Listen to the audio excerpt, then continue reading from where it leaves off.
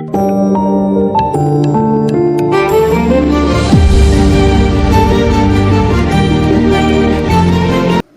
மக்களே, இன்னைக்கான வகுப்பு டிஆர் அகாடமில என்ன பார்க்க போறோம் அப்படின்னா தமிழ் வகுப்பு.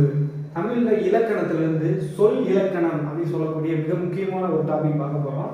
நிறைய பேர் இலக்கணம் சொன்ன உடனே அப்படியே விட்டுட்டு போயிடுது, ஸ்கிப் பண்ணிட்டு போயிடுது. அதை எத்தனை தடவை படித்தாலும் மறந்து போகிறதுக்கு காரணம் என்ன அப்படின்னா நமக்கு புரிஞ்சு படிக்கல, மனப்பாடம் பண்ணுறோம். நம்ம புரிஞ்சு படிச்ச உடனே இலக்கணம் ரொம்ப எளிதாக இருக்கும். அது எப்படிங்கிறத இன்னைக்கு நம்ம பார்க்கலாம். இன்னைக்கு இந்த இலக்கணத்திலிருந்து 7லேருந்து 10 மார்க் கன்ஃபார்ம் டிஎன்பிசிலிருந்து எடுக்கக்கூடிய ஒரு அற்புதமான ஒரு டாபிக் தான் சொல் இலக்கணம். சொல் இலக்கணத்தை பார்க்கறதுக்கு முன்னாடி இன்னைக்கு திருக்குறள் வகுப்புனால ஐயன் திருவள்ளுவருடைய குறள்ல இருந்து நம்மளுக்கு வகுப்பு தொடங்கலாம். கற்க கசடர கற்றவை கற்றப்பின் நிற்க அதற்கு தக. இந்த குறள்ல நிறைய பேர் சின்னதுலேருந்தே படிச்சுட்டு வந்திருப்போம். யாரை கேட்டாலும் இந்த குறள் தெரியும். ஆனா இந்த குறளுக்கான அர்த்தத்தை நம்ம வாழ்க்கையில பயன்படுத்துறோமான்னு கேட்டா அது கேள்விக்குறி. கற்க கசடர, அதாவது கற்க வேண்டியதை கற்க வேண்டும். எப்படி கசடு அற, நல்ல தெளிவாக, இதுக்கு மேலே படிக்கவே முடியாத அளவுக்கு தெளிவாக கற்றுட்டு கற்றவை கற்றப்பின் நிற்க அதற்கு தக. படித்ததை வாழ்க்கையில செயல்படுத்தி அந்த வாழ்க்கையை அதற்கேற்ற மாதிரி வாழ வேண்டும் அப்படிங்கிறாரு வள்ளுவர். ஓகே, இன்னைக்கு நான் வகுப்புக்குள்ள போவோம். ஒரு கூட்டத்தில் ஒரு 10 பேர் இருக்காங்க. இந்த 10 பேரை ஒருத்தர் நம்ம ஐடென்டிஃபை பண்ணணும்னா என்ன பண்ணுவோம்? அவனோட பேரை சொல்லி கூப்பிடுவோம். டேய் வா, அவரோட பேரை சொல்லி சொல்லுவோம். அப்படின்றப்ப பெயர் அப்படிங்கிறது ஒரு தொகுப்புல இருந்து ஒருத்தரை ஐடென்டிஃபை பண்ணுறது ரொம்ப இம்பார்ட்டன்ட். அதே மாதிரி இலக்கணத்தில் பெயர்ச்சொல் அப்படிங்கிறது ரொம்ப இம்பார்ட்டண்டான ஒரு விஷயம். பெயர்ச்சொல்லை பற்றி நம்ம தெளிவாக தெரிஞ்சுக்கிட்டாதான் அதுக்கு அடுத்தடுத்து இலக்கணங்கள் நம்மள புரியும். ஸோ பெயர்ச்சொல்லா என்ன? இடுகுறியாகவோ காரணமாகவோ ஒன்றை குறிப்பிடுவதற்கு பயன்படுத்துவது பெயர்ச்சொல். ஸோ இடுகுறியாகவோ காரணம் கருதியோ ஒன்றை குறிப்பிடுவதற்கு பயன்படுவது பெயர்ச்சொல். இது பெயர்ச்சொல்லோட டெஃபினிஷன்ஸ். இப்போ பெயர்ச்சொல்ல என்னென்ன இருக்குன்றதை பார்க்கலாம். பொதுப்பெயர், இடப்பெயர், பண்பு பெயர், சினை பெயர், காலம் பெயர், இந்த மாதிரி 5 இருக்கு. ஸோ பொதுப்பெயர், இடப்பெயர், காலம் பெயர், சினை பெயர், பண்பு பெயர். அதெல்லாம் பொதுப்பெயர். பொதுவா கண்ணகி, ஸோ இதுக்கு பொதுப்பெயர். அடுத்து ராமன், இதெல்லாம் என்ன? புதுப்பெயர்கள். அடுத்து இடப்பெயர் அப்படின்னா ஒரு இடத்தை குறிப்பிடுவதற்கு பயன்படுத்தும்ல. வாழை தோட்டம், தென்னை தோப்பு, தென்னை தோப்பு, இது என்னது? ஒரு இடத்தை குறிப்பிட பயன்படுத்த இடப்பெயர். அடுத்து காலம் அப்படின்னா திங்கள், திங்கட்கிழமைகள் அது ஒரு காலம். அதே மாதிரி கார்காலம், இந்த மாதிரியான காலங்களை குறிப்பிட பயன்படுவது காலப்பெயர். அடுத்து சினை, சினை அப்படின்னா ஒரு உறுப்புன்னு அர்த்தம். இப்ப நம்ம பொதுவா மனித உடல்னா அது ஃபுல்லா உடல், அதுல இருந்து ஒரு உறுப்புனா தலையை சொல்லலாம், கை கால் இந்த மாதிரி சொல்லலாம்ல. அப்ப சினைனா உறுப்பு. இது மனிதனுக்கு மட்டுமான்னு கேட்டா இல்ல. விலங்கு, மரம் இருக்குல்ல, அப்ப மரத்துல ஒரு சினையை சொல்லுங்க அப்படின்னா பூ, காய், பழம், கொடி, கிளை, இதெல்லாம் சினை. ஸோ அப்ப சினைனா என்ன? உறுப்புன்னு அர்த்தம். கை, கால் எக்ஸாம்பிள். அடுத்து பண்பு, அந்த பையன் நல்ல பண்பாளா அப்படின்னா அவருடைய பண்பை சொல்லுது. இப்ப பண்புனா என்ன? ஒருத்தருடைய பழக்க வழக்கம், அதாவது பண்பு. இப்ப பண்புனா வெள்ளை, அந்த பசு எப்படி இருந்துச்சு? வெள்ளை கலர்ல இருந்துச்சு, அது ஒரு பண்பு. வட்டம் அப்படின்னா அந்த கிணறு எப்படி இருந்துச்சு? வட்டமாக இருந்துச்சு அப்படின்னா அது ஒரு பண்பு. ஸோ பண்புனா என்ன? பண்பு பெயர். ஸோ பொதுவாக குறிப்பிடுவது பொது பெயர், இடப்பெயர்ச்சொல், காலம் பெயர்ச்சொல், சினை பெயர்ச்சொல், பண்பு பெயர்ச்சொல். ஸோ 5 வகையான பெயர்ச்சொல்களை பார்த்துருக்கோம். இப்போ பெயர்ச்சொல்னா என்னன்னு உங்களுக்கு மைண்ட் ஃபிக்ஸ் ஆகிருக்கும். இதுக்கு பேர குழப்பக்கூடாது. ஓகே, அதுக்கடுத்து என்னென்னங்கிறத பார்க்கலாம். செகண்ட் தொழில் பெயர். ஃபர்ஸ்ட் என்ன பார்த்தோம்? பெயர்ச்சொல் பார்த்தோம். ஒருத்தனுக்கு எப்படி பெயர் முக்கியமோ அதே மாதிரி என்ன தொழில் பார்க்கறது முக்கியம். அதே மாதிரி செகண்ட் தொழில் பெயர் பார்க்க போகிறோம். தொழில் பெயர்னா ஒரு தொழிலை குறிக்கும் சொல் தொழில் பெயர். ஒரு தொழிலை குறிக்கும் சொல் தொழில் பெயர். அது என்ன ஒரு தொழிலை குறிக்கிறது அப்படின்னா பார்க்கலாம். வினை பிளஸ் தொழில் பெற்ற விகுதி, வினை பிளஸ் தொழில் பெற்ற விகுதி, இது கண்டிஷன். கண்டிஷனை பார்த்தா ரொம்ப இதா இருக்கும். இப்போ பாருங்க, எக்ஸாம்பிள் பார்க்கலாம். நடத்தல், ஓகேவா? நடத்தலாம். இந்த நடத்தலை பிரிச்சா எப்படி இருக்குன்னா, நடக்கிறது என்ன? நடை. நடை அப்படிங்கிறது என்ன? ஒரு செயல். அப்போ அது ஒரு வினை. ஸோ அப்போ வினை. ஓகே, அடுத்ததை பாருங்க. நடத்தல். ஸோ தல், அல், கல், எக்ஸெட்ரா எக்ஸெட்ரா இந்த மாதிரியான விகுதிகளை பெற்று வந்தால் அவை தொழில் பெயர். ஸோ அப்போ தல் வந்துருச்சு, அப்போ தொழில் பெற்ற விகுதி. ஸோ அப்போ வினை பிளஸ் தொழில் பெற்ற விகுதி நடத்தல். அடுத்து பாருங்க, உண்ணல் இது எப்படி எழுதலாம்? உண்கிறது என்ன? சாப்பிடுறது, அது ஒரு செயல்பாடு, அப்ப அது ஒரு வினை. ஓகே, அல் வந்துருச்சு, உண்ணல். ஸோ அப்போ தொழில் பெயர். ஸோ ஒரு தொழிலை குறிக்கும் பெயர் தொழில் பெயர், வினை பிளஸ் தொழில் பெற்ற விகுதி. ஸோ உங்களுக்கு புரிஞ்சுக்கணும்னு நினைக்கிறேன். தொழில் பெயர்னா என்ன அப்படிங்கிறது தல் அல் கல் இந்த மாதிரி எக்ஸட்ரா எக்ஸட்ரா இந்த மாதிரியான விகுதிகளை பெற்று வந்தால் அது தொழில் பெயர். வினையை குறிக்க வேண்டும், விகுதியும் பெற வேண்டும். ஓகே, தொழில் பெயர் கொடுத்துருக்கோம்.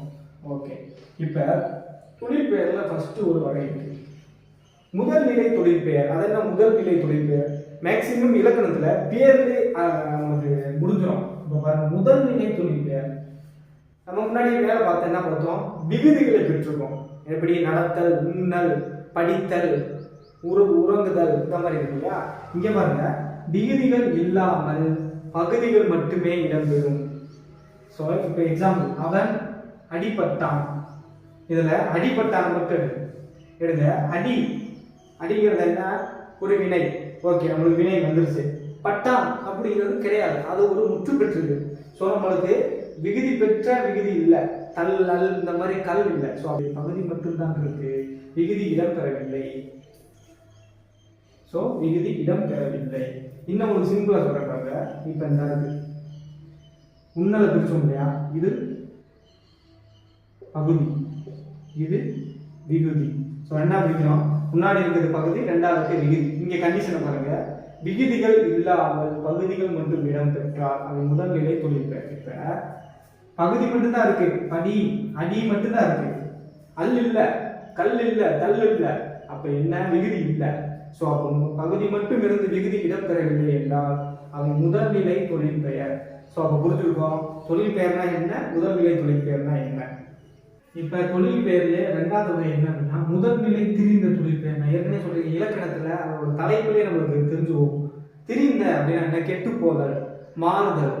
ஸோ திரிந்த, இதுல பாருங்க, பகுதிகள் மட்டும் அமைந்து விகுதிகள் திரிந்தால் மாறி இருந்தால் அது முதல் நிலை திரிந்த தொழில் பெயர். இப்ப எக்ஸாம்பிள், கெடு வந்து கேடா மாறுது. அப்ப கெடு அப்படின்னா முதல் நிலை தொழில் பெயர். ஏன் இங்க கெடுதல் இருந்தால் அது தொழில் பெயர். இங்க விகுதி இல்ல, பகுதி மட்டும் இடம்பெற்றால் முதல் நிலை தொழில் பெயர். முன்னாடி பார்த்தோம். இந்த கெடு கேடா மாறுது, அப்ப முதல் நிலை திரிந்த தொழில் பெயர். ஓகேவா? இப்ப அதே மாதிரி பெறுதல் போட்டா என்ன? தொழில் பெயர். ஓகே, இந்த விகுதி தல் இல்லாமல் மட்டும் வந்தால் வெறும் விகுதி மட்டும் வந்தால் அதை முதல் நிலை தொழில் பெயர். இந்த பெரு அப்படியே வராமல் பேரு என தெரிந்தால் அது முதல் நிலை தெரிந்த தொழில் பெயர். ஸோ தொழில் பெயர் உங்களுக்கு கன்ஃபார்ம் நல்லா புரிஞ்சிருக்கும். அடுத்து என்னன்னு பார்ப்போம். இப்போ தொழில் பெயர்ல மூன்றாவது மற்றும் லாஸ்ட் என்னது அப்படின்னா எதிர்மறை தொழில் பெயர். இதுல ஆன்சர் பாருங்க. எதிர்மறைனா என்ன? ஆப்போசிட். இப்போ கடைக்கு போறேங்கிறது என்னது? பாசிட்டிவ். கடைக்கு போக மாட்டேன்னு சொல்றது ஆப்போசிட். அதே எக்ஸாம்பிள் பாருங்க, நடவாமை, கொல்லாமை, இதெல்லாம் என்ன? எதிர்மறை தொழில் பெயர். ஓகே, அடுத்து மூன்றாவது என்ன பார்க்க போறோம் அப்படின்னா இது தனியா பார்க்கணும், வினையாளன் பெயர். அதே என்ன வினையாளன் பெயர்? இதுல ஆன்சர் இருக்கு. வினைனா ஒரு செயல், யாளன் அப்படின்னா செய்பவன். ஸோ வினையை செய்பவனுடைய பெயர். ஒரு சொல் வினையை குறிக்காமல் வினை செய்தவரை குறித்தால் அது வினையாளன் பெயர். ஒரு சொல் வினையை குறிக்காமல் வினை செய்தவரை குறித்தால் அது வினையாளன் பெயர். எக்ஸாம்பிள் பாருங்க, வந்தவன் இது வினையை குறிக்குதா? இல்ல. வந்தான் அப்படின்னா ஓகே. வந்தவன் அப்படின்னா வினை செய்தவரை குறிக்குது, அது யாரு என்னங்கிறது இல்லை, ஆனா ஒரு ஆள். ஸோ அப்போ வந்தவன்ங்கிறது வினை செய்தவரை குறிக்குது. இன்னொரு எக்ஸாம்பிள் பாருங்க, அகழ்ந்தாரை அப்படிங்கிறது வினை இல்லை, வினை செய்தவரை குறிக்குது. அப்போ ஒரு வினையை குறிக்காமல் வினை செய்தவரை குறித்தால் அது வினையாளன் பெயர். இது மூன்று காலங்களும் வரும், எதிர்காலம், நிகழ்காலம், இறந்த காலம், இந்த மூன்று காலங்களையும் வரும். ஸோ வினையாளன் பெயர்னா என்னன்னு பார்த்துட்டோம். அதுக்கு முன்னாடி தொழில் பெயர்னா என்னன்னு பார்த்துருக்கோம். அடுத்து 4 வினைச்சொல்னா என்னன்னு தெரிஞ்சுக்கலாம். வினைனா என்ன? ஒரு செயல், ஒரு பொருளில் தொழிலில் நிகழ்ச்சியை காட்ட வரும் செயலையும் காலத்தையும் காட்டும். அதாவது ஒரு பொருளுடைய தொழில் நிகழ்ச்சியை காட்ட துணையாக வருவதுதான் வினைச்சொல்.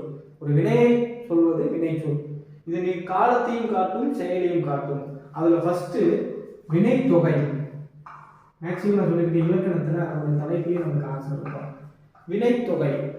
தொகைனா என்ன? தொகை அப்படின்னா ஒரு குரூப் ஆஃப் அமௌண்ட், 2 அல்லது அதற்கு மேற்பட்ட. அப்போ தொகைனா காலம் தான். நம்மளுக்கு எத்தனை காலம் இருக்கு? 3 காலங்கள் இருக்கு. எதிர்காலம், நிகழ்காலம், கடந்த காலம். அப்ப வினைத்தொகைனா 3 காலங்களையும் காட்டும். முற்று பெறாத ஒரு வினை பெயர் கொண்டு முடியும். அப்படி முடிகிற அந்த வினை 3 காலத்தையும் காட்டும். இந்த எக்ஸாம்பிள் பாயும் புலி. இதை நல்லா கவனிங்க. பாயும் புலியை மறைச்சிருங்க, பாயும் மட்டும் வச்சுக்கோங்க. பாயும் அப்படிங்கிறது என்ன? ஒரு பாயிறது அப்படிங்கிறது ஒரு வினை. முடிஞ்சிருக்கா? முடியல. அப்ப முடிவதற்காக புலி அப்படிங்கிறது என்ன? ஒரு பெயர் சொல், பெயரை சேர்த்துருக்கோம். அப்ப முற்று பெறாத ஒரு வினை பெயரை கொண்டு முடியும். அப்படி முடிகிறது 3 காலத்தையும் உணர்த்தும். இப்ப பாரு, பாயும் புலி, இது என்ன? நிகழ்காலம். பாயின்ற புலி, பாய்ந்த புலி. ஸோ நிகழ்காலம், எதிர்காலம், கடந்த காலம். ஸோ பாயும் புலி, பாயின்ற புலி, பாய்ந்த புலி. ஸோ 3ஐயும் வருது இல்லையா? நல்லா கவனிங்க. முற்று பெறாத ஒரு வினை பெயரை கொண்டு முடியும். பாயும் அப்படிங்கிறது முற்று பெறலை, அதனால புலி அப்படிங்கிற பெயர் சொல்லி கொண்டு முடியுது. 3 காலத்தையும் காட்டும். ஸோ 3 காலத்தையும் காட்ட வேண்டும். காட்டிச்சுன்னா அது வினைத்தொகை. அது வினை சொல்லல. 2வது டைப் என்ன அப்படின்னா வினைமுற்று. நான் ஆல்ரெடி சொல்லியிருக்கேன் என்னன்னு. இலக்கணத்தில் பொறுத்த வரைக்கும் தலைப்பில் நமக்கு ஆன்சர் இருக்கும். இதில் பாருங்க வினைமுற்று. இதில் நம்ம உங்களுக்கு என்ன புரியுது? வினைனா செயல், முற்று. இப்போ முற்று பெற்றிருக்கணும், பாவங்களா முடிச்சு. ஒரு பெயர் சொல்லுக்கு துணையாக நின்று வாக்கியத்தின் பொருளை முடித்து காட்ட வருவது வினைமுற்று. ஒரு பெயர் சொல்லுக்கு துணையாக நின்று ஒரு வாக்கியத்தின் பொருளை முடித்து காட்ட வருவது. எக்ஸாம்பிள், மரம் விழுந்தது. விழுந்தது மறைச்சிருங்க. மரம், மரம்ங்கிறது ஒரு பெயர் சொல். இதுக்கு முடிஞ்சிருக்கா? மரம்ங்கிறது ஒரு வாக்கியமா வரணும் உங்களுக்கு. அப்ப இங்க என்ன போடணும்? விழுந்தது, முடிஞ்சு. விழுந்ததுன்னா முடிஞ்சு, மரம் விழுந்துருச்சு, சார்ந்துருச்சு. அப்ப ஒரு பெயர் சொல்லுக்கு துணையாக நின்று ஒரு வினையை முடித்து காட்ட வருவதுதான் வினைமுற்று. ஸோ அப்போ மரம் விழுந்தது அப்படிங்கிறது ஒரு வினைமுற்று. அடுத்து பாருங்க, பாண்டியன் படையெடுத்தான். பாண்டியன் என்னது? பெயர் சொல். படையெடுத்தான் ஒரு முற்று பெற்ற வினை. அப்ப வினைமுற்று. ஸோ வினைமுற்றுனா உங்களுக்கு என்னன்னு தெரிஞ்சிருக்கும். இப்போ வினைமுற்றுனா என்னன்னு பார்த்தோம். இப்போ வினைமுற்று 2 இருக்கு. என்னென்ன அப்படின்னா தெரிநிலை வினைமுற்று, குறிப்பு வினைமுற்று. தெரிநிலை அப்படின்னா தெரியும், குறிப்புனா குறிப்பா மறைமுகமா சொல்றது, அவ்வளவுதான் முடிஞ்சு. அப்படின்னா தெரிநிலை வினைமுற்றுனா அந்த வினையில திணை, பால், காலம் எல்லாத்தையும் வெளிப்படையாக காட்டும். இப்ப ஓவியன் சித்திரம் தீட்டினான். இப்போ பாருங்க, நல்லா பாருங்க. ஓவியன் சித்திரம் தீட்டினான். ஸோ ஓவியன் சித்திரம் தீட்டினான். இதுல திணை என்னது? ஓவியன்கிறது ஆண்பால், ஆண்பால் தான் இது. திணை உயர் திணை. காலம் என்ன? தீட்டினான். அப்ப என்ன? முடிஞ்சு. காலத்தை காட்டினால் அது தெரிநிலை வினைமுற்று. அடுத்து குறிப்பு வினைமுற்ற பாருங்க. காலம் மறைந்து வரும், அவ்வளவுதான். திணைப்பால் இதெல்லாம் வெளிப்படையாக வரும், காலம் மறைந்து வரும். இப்ப எக்ஸாம்பிள், அவன் நல்லன். அவன் அப்படிங்கிறது என்ன? உயர்திணை, ஆண்பால். நல்லன் அப்படிங்கிறது பண்பு சொல்லுது. ஆனா இதுல இறந்த காலமா, நிகழ்காலமா, எதிர்காலமா எதுவுமே வரல. ஸோ தெரிநிலை வினைமுற்றுனா திணை, பால், காலம் இவற்றை வெளிப்படையாக காட்டும். குறிப்பு வினைமுற்றுனா திணை, பால் இதை வெளிப்படையாக காட்டும், காலத்தை குறிப்பாக காட்டும், அவ்வளவுதான். ஸோ வினைமுற்று மொத்தமாக முடிச்சுட்டோம். வினைமுற்றுல கடைசி 2 வியங்கோல் வினைமுற்று ரொம்ப இம்பார்ட்டன்டானது. வியங்கோல் வினைமுற்றுனா கா, இ, இயர், 3 ஞாபகத்தை வச்சுக்கோங்க. கா, இ, இயர் இது வினைக்கு அடுத்து வந்தால் அது வியங்கோல் வினைமுற்று. இப்ப வால், க, வாலிய, வாலியர், அப்ப இதெல்லாம் என்ன? வியங்கோல் வினைமுற்று. ஸோ வினைக்கு அப்புறம் கா, ஈய, இயர் இந்த 3 வந்தால் அவை வியங்கோல் வினைமுற்று, அவ்வளவுதான். அடுத்து ஏவல் வினைமுற்று. ஏவல்னா என்ன? கட்டளைகிறது, ஏவுறது, அவ்வளவுதான். நீ படி, நீ படி, நீங்கிறது கட்டளை, படிங்கிறது என்ன? ஒரு வினை. ஸோ வினைமுற்று. அப்ப ஏவல் வினைமுற்று. நீ வருகீர் அப்படிங்கிறது என்ன? ஒரு கட்டளை. ஸோ அப்போ வியங்கோல் வினைமுற்று என்னன்னு தெரியும், ஏவல் வினைமுற்று என்னன்னு தெரியும். இதுக்கு முன்னாடி என்ன பார்த்தோம்? தெரிநிலை வினைமுற்று, குறிப்பு வினைமுற்று. ஸோ வினைமுற்றுல 4 பார்த்துருக்கோம். பெயரெச்சம் அப்படின்னா ஒரு வினை சொல் முற்றிலும் பொருள் தர ஒரு பெயரை கொண்டு முடிந்தால் அது பெயரெச்சம். பாடும் பறவை. இப்ப பாடும் பறவை பாருங்க. பாடும் அப்படிங்கிறது ஒரு வினை முற்று பெறதுக்காக. பாடும்போது முடியல, என்ன பாடுச்சு தெரியல, அப்போ அந்த இடத்துல ஒரு பெயராக பறவையை சேர்க்கிறோம். அப்போ பாடும் பறவை அப்படிங்கிறது என்ன, ஒரு பெயரெச்சம். இன்னொரு சிம்பிள் ஷார்ட்கட் என்னன்னா, பெயரெச்சத்தில் ஆணு முடியும். ஸோ ஆணு தான் பெயரெச்சம். ஒரு முற்று பெறாத ஒரு வினையை முடிவு செய்வதற்காக பெயரை கொண்டு முடிந்தால் அது பெயரெச்சம். இப்போ பெயரெச்சத்துல 2 வகை. முன்னாடியே பார்த்தோம் இல்லையா, வினைச்சொல் பார்த்தோம் இல்லையா, அதே மாதிரி தெரிநிலை பெயரெச்சம், குறிப்பு பெயரெச்சம். தெரிநிலை என்னன்னா திணைப்பால் காலம் பற்றி வெளிப்படையாக காட்டும். உண்ட இளங்கோவன் ஃபர்ஸ்ட் இது பெயரெச்சம்னா பார்த்தோம். உண்ட முற்று பெறாத ஒரு வினை இளங்கோவன் பெயரை கொண்டு முடிவு. ஸோ அப்போ இது பெயரெச்சம். தெரிநிலை பெயரெச்சம் எப்படி கண்டுபிடிக்குது, உண்ட இளங்கோவன். அப்போ சாப்பிட்ட இளங்கோவன் இறந்த காலம், அப்போ காலத்தை வெளிப்படையாக காட்டுது. அப்போ தெரிநிலை பெயரெச்சம். அவ்வளோதான். அடுத்து குறிப்பு பெயரெச்சம் என்ன, காலத்தை காட்டாது. நல்ல பையன், நல்ல அப்படிங்கிறது என்ன, ஒரு வினை. பையன் அப்படிங்கிறது ஒரு பெயர் சொல். முற்றுப்பெறாத ஒரு வினை பெயரை கொண்டு முடிச்சு. அப்போ பெயரெச்சம் ஓகே. இது குறிப்பு பெயரெச்சம் எப்படி கண்டுபிடிக்கலாம், நல்ல பையன். இங்கே திணை பாலை காட்டுது, காலத்தை காட்டல. ஸோ அப்போ குறிப்பு பெயரெச்சம். ஸோ பெயரெச்சம்னா என்னன்னு பார்த்துருக்கோம். தெரிநிலை பெயரெச்சம், குறிப்பு பெயரெச்சம்னா என்ன. வினையெச்சம்னா என்ன, ஒரு வினை சொல் முற்றிலும் பொருள் தருவதற்காக ஒரு வினைமுற்றை தழுவி வந்தால் அவை வினை எச்சம். இப்போ முதல் என்ன பார்த்தோம், ஒரு முற்று பெறாத ஒரு வினை முற்று பெறுவதற்காக பெயரை கொண்டு தழுவி வந்தால் அது பெயரெச்சம், ஆணு முடியும். வினையெச்சம் ஊனு முடியும். இது ஷார்ட்கட். ஒரு வினைச்சொல் முற்றிலும் பொருள் தருவதற்காக ஒரு வினைமுற்றை கொண்டு வரும். இப்போ எக்ஸாம்பிள் பாருங்க, படித்து முடித்தான். படித்து வினைச்சொல் முற்று பெறலை, தொங்கிட்டு நிற்கிது. படித்து அப்படிங்கிறது ஒரு வினை முற்று பெறலை. அதுக்கடுத்து முடித்தான் அப்படிங்கிறது ஒரு வினை முற்று, முடிச்சுட்டோம். முடித்தான் அப்படின்னா முற்று பெற்றுச்சு. அப்போ வினை முற்று பெறாத ஒரு வினைமுற்றை கொண்டு முடிந்தால் வினையெச்சம். ஸோ வினையெச்சம்னா என்ன பார்த்துருக்கோம், படித்து முடித்தான். இப்போ அதில் இருந்து அஸ்யூஷுவல் தெரிநிலை வினையெச்சம், குறிப்பு வினையெச்சம். ஸோ தெரிநிலைனா என்ன, திணை பால் காலம் ஆகியவற்றை காட்டும். இப்போ பார்த்து சென்றான், இதை பாருங்க, பார்த்து சென்றான் அப்படின்னா என்ன, பார்த்து சென்றான் அப்படின்னு இறந்த காலம். அதுவே குறிப்புல பாருங்க, அருளின்றி செய்தனர். இதில் ஒரு காலம் வருதா, காலம் காட்டல, அவ்வளோதான். ஸோ தெரிநிலைனா காலம் காட்டும், குறிப்பு வினையெச்சம்னா காலம் காட்டாது, அவ்வளோதான். அடுத்து 8வது உவமை தொகை. உவமை தொகைனா உவமைக்கும் பொருளுக்கும் இடையில் உவம உறுப்பு மறைந்து வருவது. எக்ஸாம்பிள் பாருங்க, மலர் அப்படிங்கிறது கை, மலர் கை. இதுல கை அப்படிங்கிறது நம்ம எல்லாத்தையும் இருக்குது. அதை உவமைப்படுத்துறாரு எது கூட, மலரோட. அப்ப நார்மலா இருக்கிறது பின்னாடி, உவமை முன்னாடி வரும். ரெண்டுக்கும் இடையில் உவமை உறுப்பு மறைந்து வரும். மலர் போன்ற கை. அப்ப போன்ற அப்படிங்கிறது மறைந்து வருது. இப்ப அடுத்தது பாருங்க, முத்துப்பல். அப்ப பல் அப்படிங்கிறது சாதாரண ஒண்ணு, முத்து, முத்து கூட ஊமைப்படுத்துறாரு. அப்ப ஊமை உறுப்பு மறைந்து வருது. முத்து போன்ற பல். அப்ப போன்ற அப்படிங்கிறது மறைந்து வருது. அப்ப ஓமை தொகைனா என்ன அப்படின்ற பார்த்துட்டோம். உருவகம்னா ஓமை தொகையில ஆப்போசிட். இது அப்படியே மாற்றி வருதுன்னா உருவகம். இப்ப கை மலர், இங்க மலர் கைன்னு பார்த்தோம், இங்க கை மலர். அதாவது சாதாரணமா இருக்கிறது முன்னாடியும் ஓமை பின்னாடி வரும். ஆகிய என்ற சொல்லுறுப்பு இடையில் வரும். மலர் ஆகிய கை ஆகிய மலர், பல் ஆகிய முத்து, இந்த மாதிரி. ஸோ ஓமைனா ஓமைக்கும் பொருளுக்கும் இடையில் ஓம உறுப்பு மறைந்து வரும். மலர் போன்ற கை, இந்த மாதிரி. உருவகம்னா அதுக்கு அப்படியே ஆப்போசிட். கை ஆகிய மலர். அடுத்து 10வது உண்மை தொகை.